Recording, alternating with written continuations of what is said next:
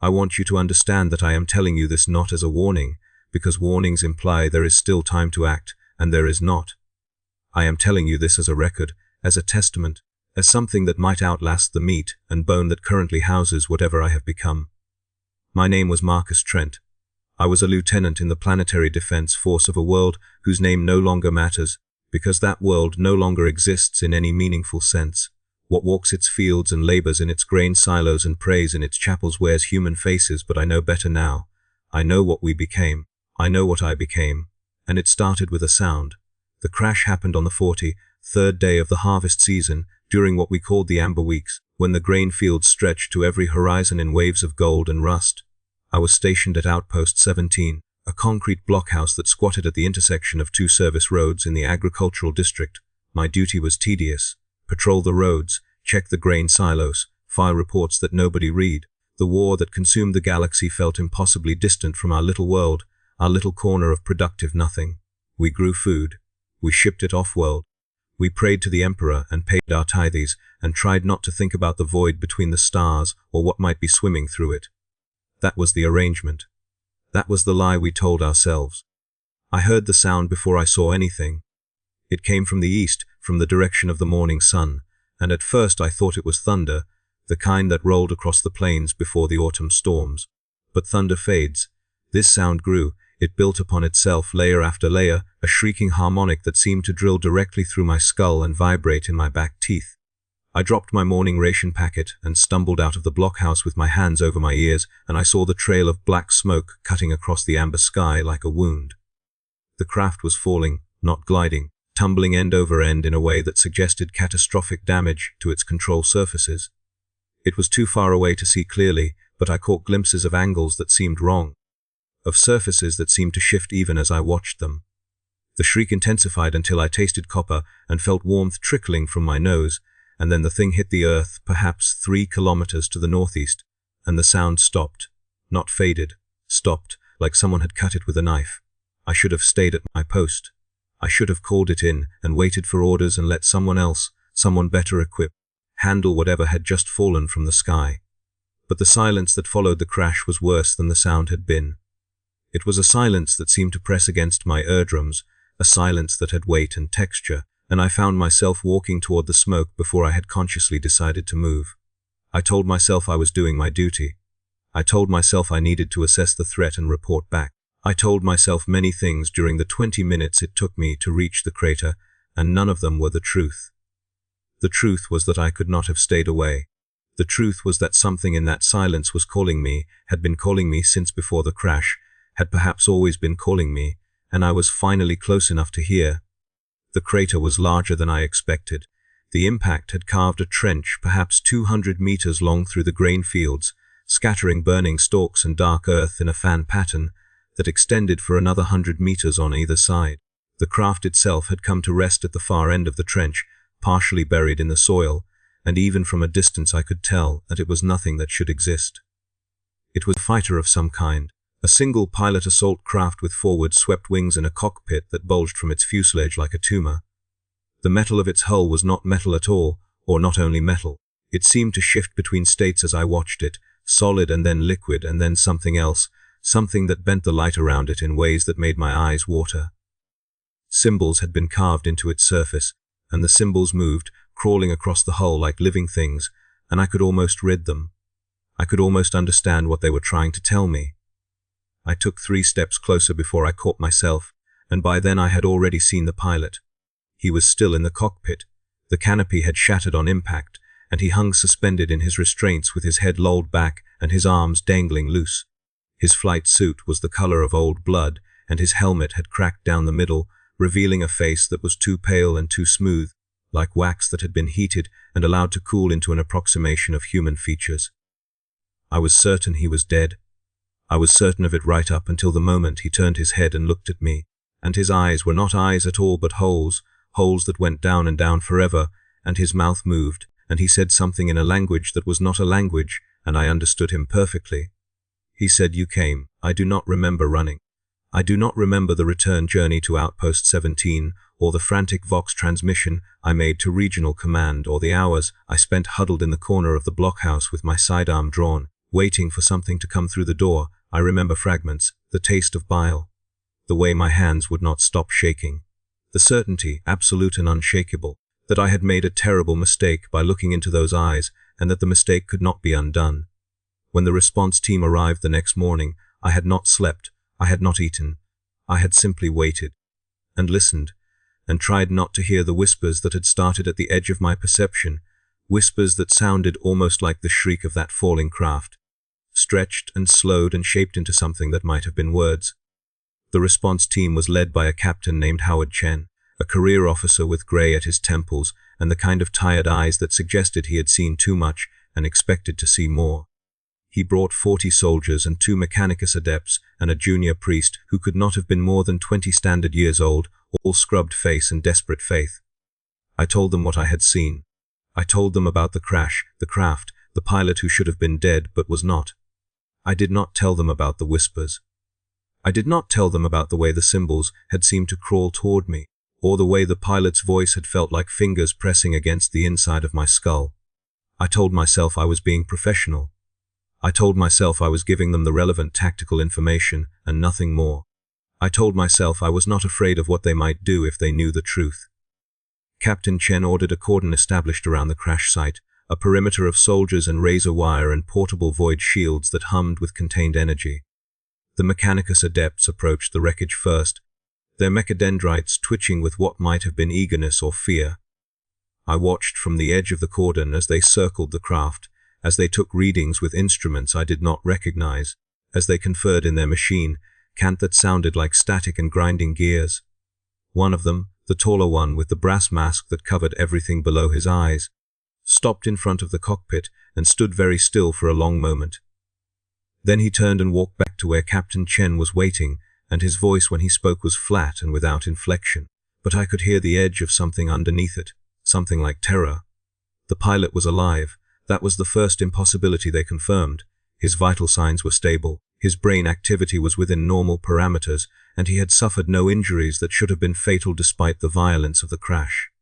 The second impossibility was the craft itself. It was not Imperial. It was not Xenos, or at least not any Xenos the Mechanicus adepts had encountered. It was something else, something that their instruments could not properly categorize, something that seemed to exist in more dimensions than their sensors could measure. The symbols on the hull were not paint or engraving but something integral to the material itself, something that had grown there, and the symbols were still moving, still crawling, still trying to arrange themselves into patterns that almost made sense.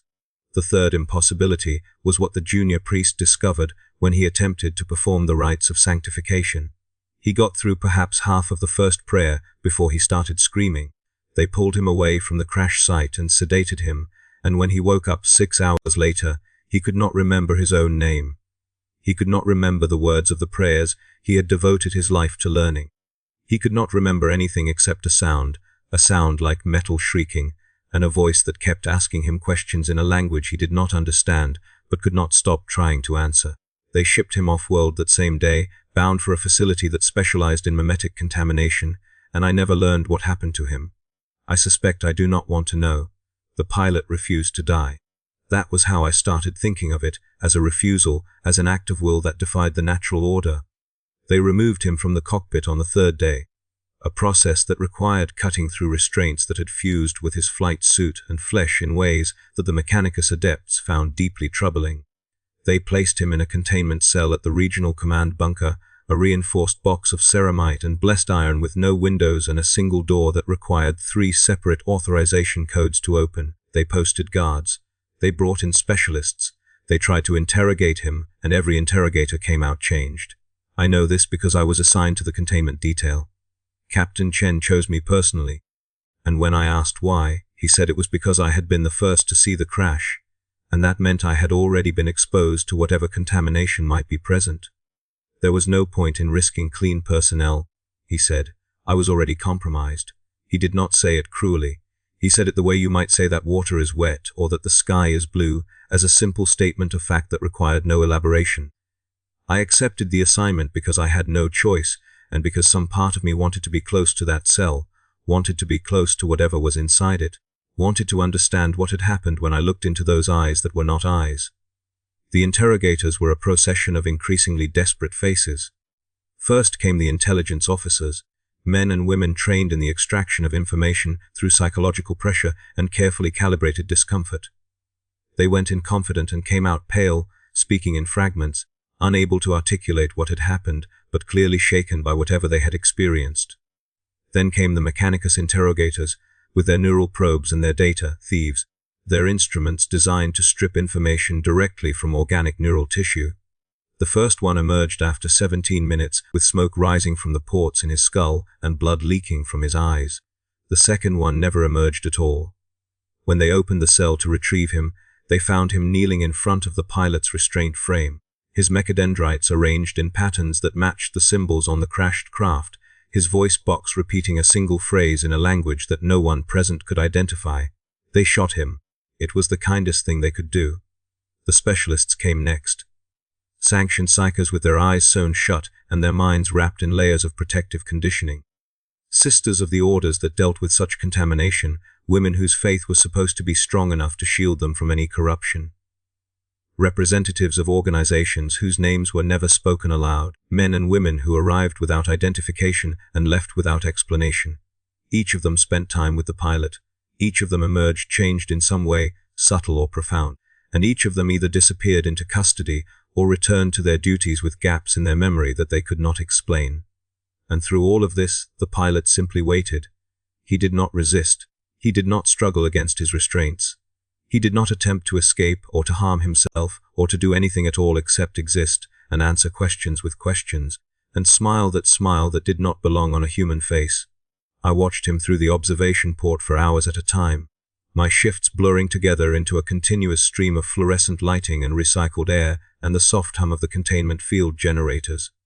I watched him, and sometimes, when the light was right, I could swear I saw things moving under his skin, shapes that pressed against the surface from inside, shapes that matched the symbols on his ruined craft.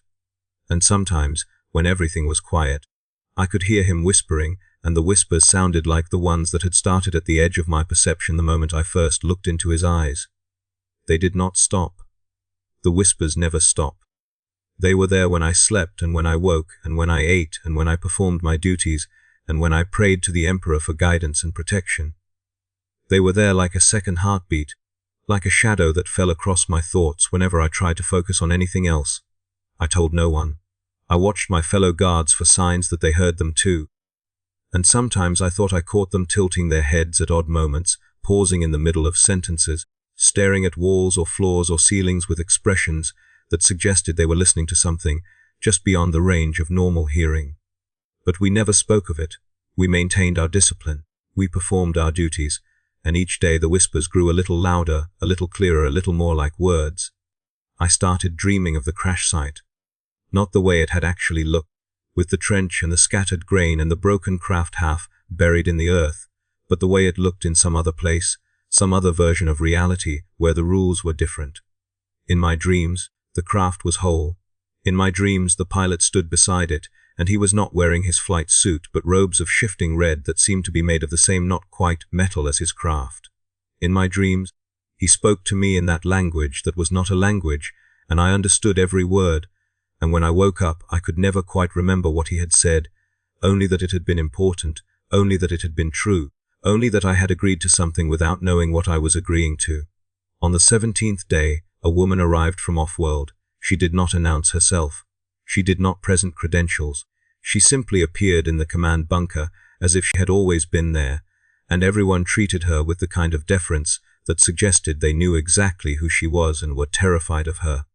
She was tall and thin, with hair the color of tarnished silver and eyes that seemed to look through whatever she focused on rather than at it. She wore black, unadorned, and she carried no visible weapons. But the way she moved suggested that she did not need them, that she was a weapon, that everything about her had been shaped and sharpened for purposes that normal people were not meant to understand. She was an inquisitor. I knew it without being told, knew it the way you know the sun is hot or that falling hurts, and the knowledge settled into my stomach like a stone. Inquisitors did not come to worlds like ours for routine matters.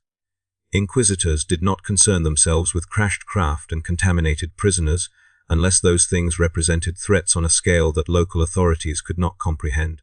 Her presence meant that the situation was worse than anyone had admitted. Her presence meant that everything I had experienced since the crash was just the beginning. She interviewed me on the 20th day. We sat in a bare room with no windows and a single flickering lumen, and she asked me questions that seemed innocuous at first, but gradually became more pointed, more specific, more focused on details that I had not shared with anyone. She asked about the moment I first saw the pilot. She asked about the way his voice had felt inside my head. She asked about the whispers, and I did not lie, because I knew with absolute certainty that she would know if I lied, and that the consequences of lying to her would be worse than the consequences of telling the truth. She listened without expression. When I finished, she was silent for a long moment, and then she said something that I did not understand at the time but have thought about every day since. She said, "You were chosen. The question is whether you are strong enough to refuse." I asked her what she meant, and she did not answer. She simply stood and walked out of the room, and I did not see her again for 11 days, and during those 11 days, things began to change in ways that I could no longer pretend not to notice. It started with the guards.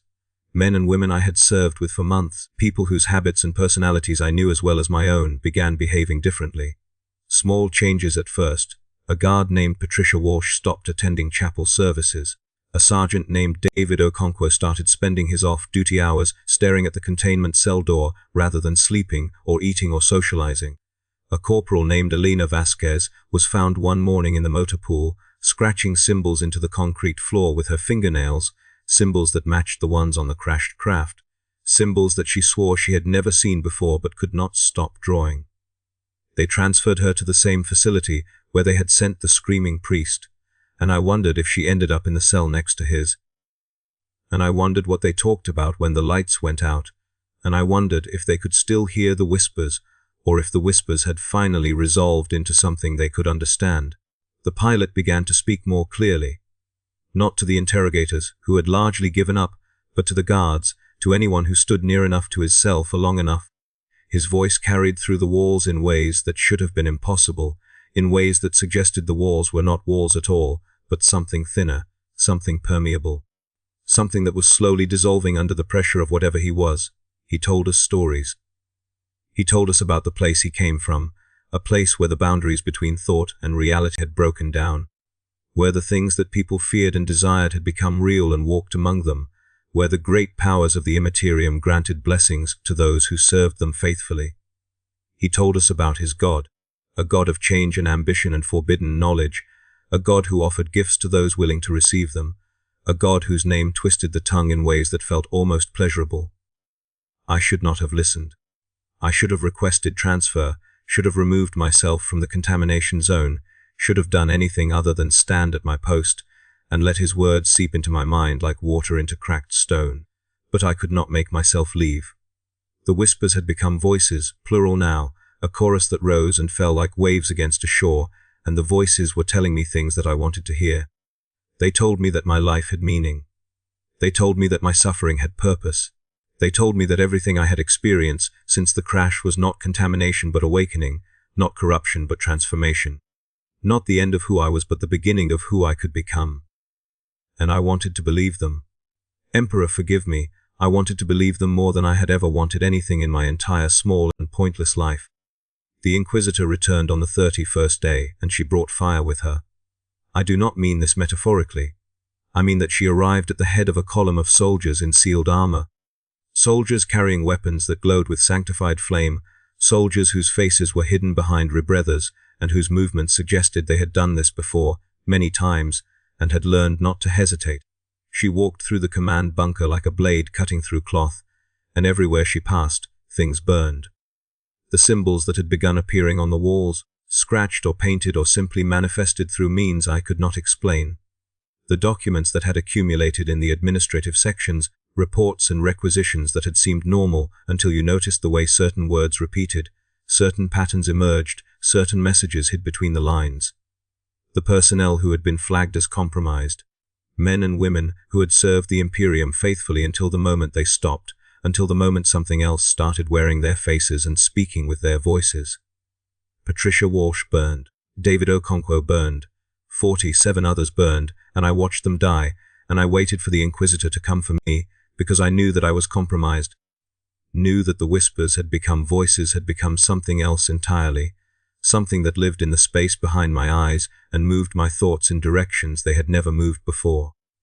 I waited for her to look at me with those eyes that saw through everything and pronounce my sentence.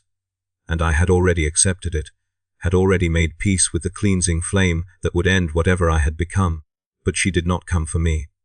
She walked past me as if I were not there, as if I were furniture or architecture or simply air, and she went to the containment cell, and she opened the door that required 3 authorization codes, and she went inside alone, and she closed the door behind her.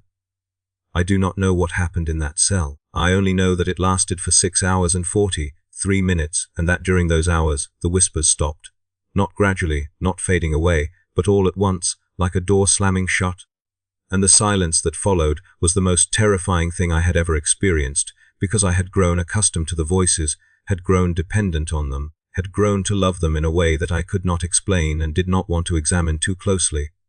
Their absence was a wound. Their absence was a loss. And when the Inquisitor finally emerged from the cell alone, with blood on her hands and something that might have been sadness in her eyes, I felt grief. Genuine, consuming grief, as if someone I loved had died. She looked at me then.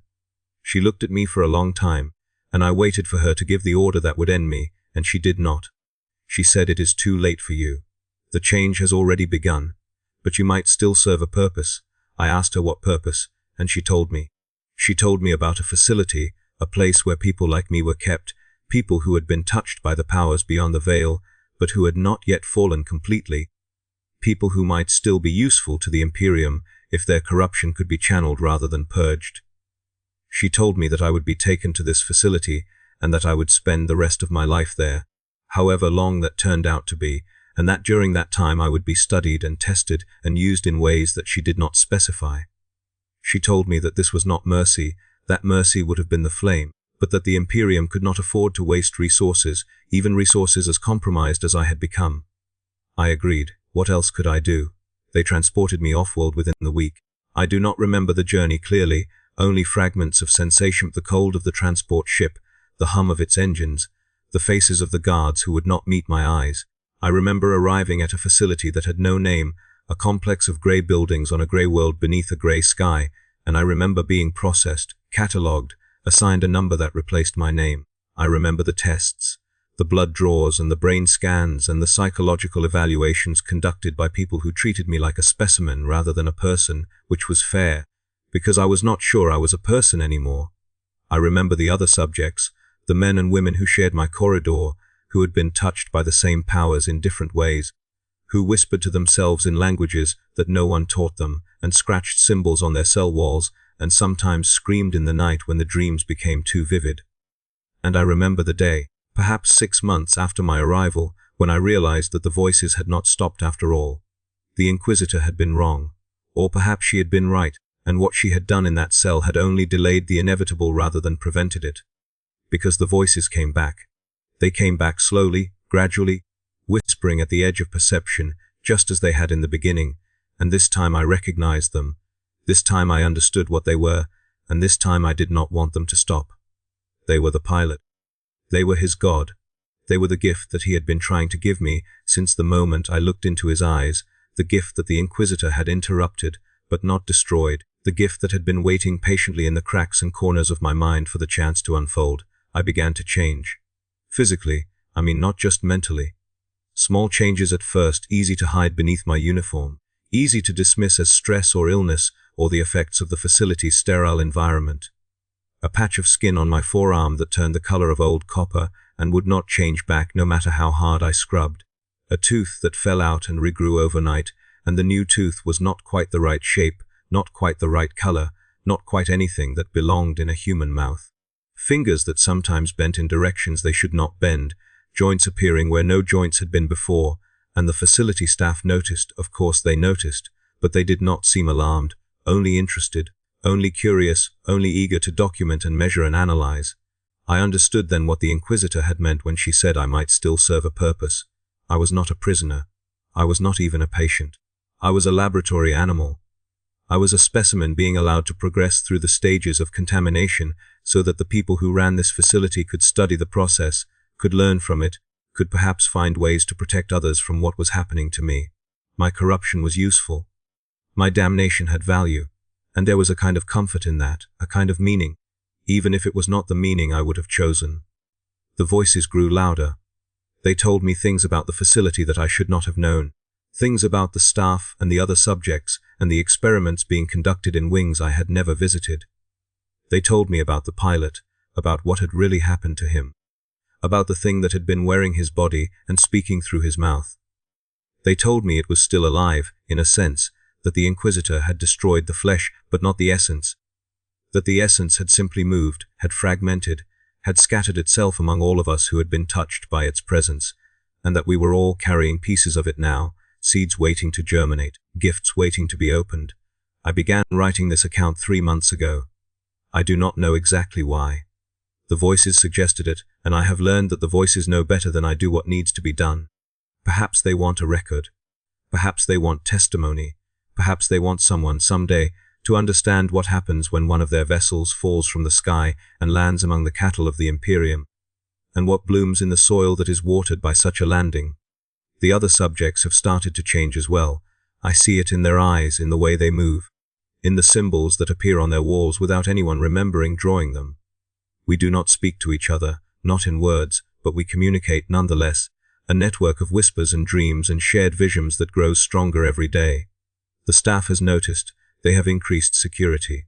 They have begun the termination protocols for some of us, the ones who have progressed too far, the ones who can no longer pass for human even under the most generous interpretation. But they are too slow. They are always too slow.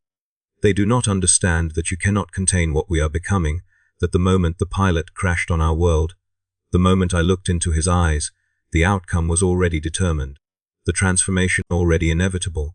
I do not know how much longer I have before they come for me. I do not know how much longer this body will remain functional, will remain capable of holding a pen and forming words that other humans can read.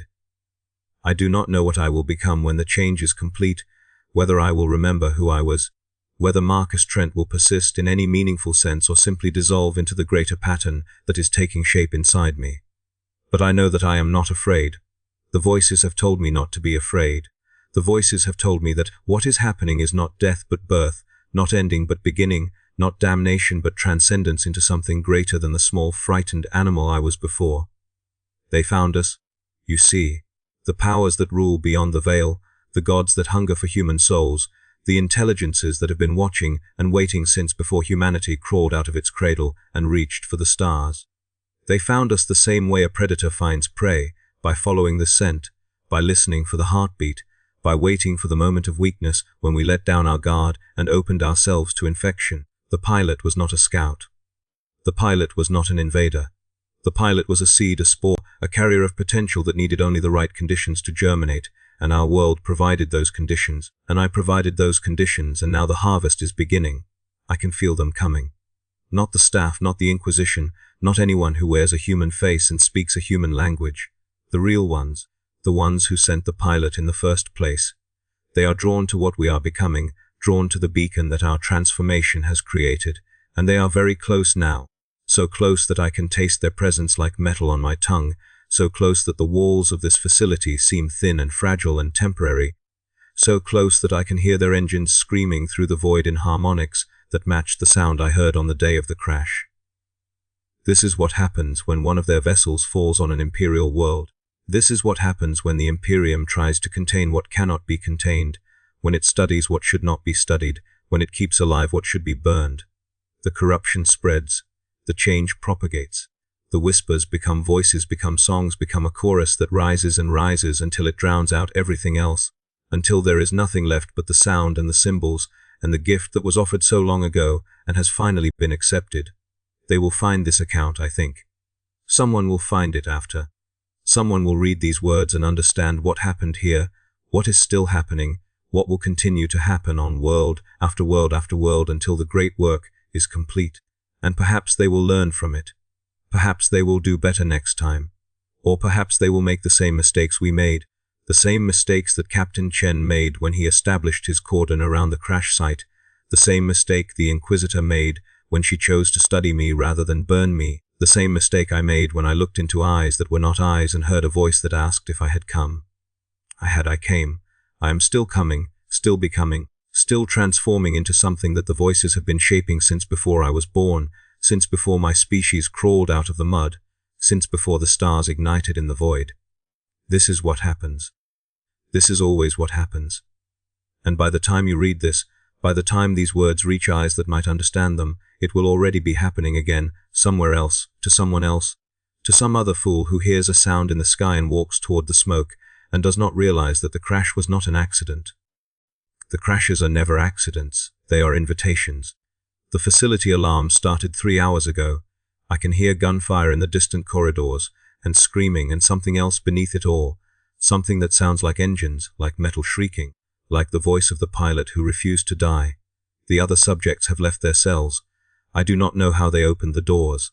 I do not think the doors were ever really locked, not for us, not anymore. We are gathering in the central atrium, those of us who can still walk, those of us whose changes have not progressed so far that movement is no longer possible.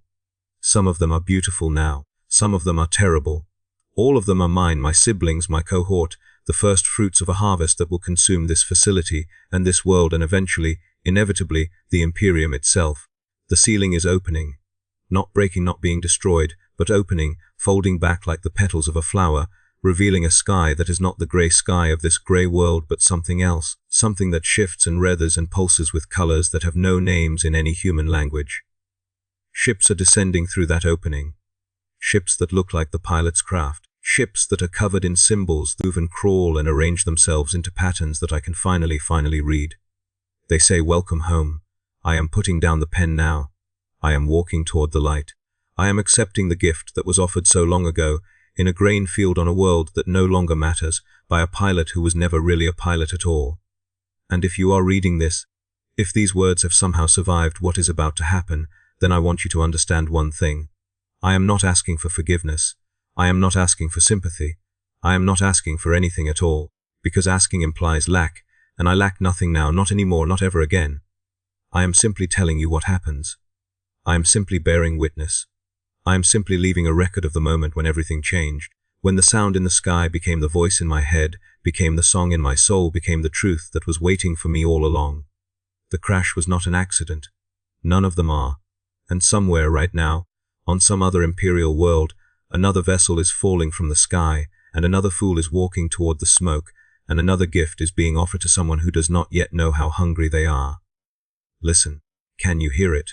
The engines are still screaming, they never stopped.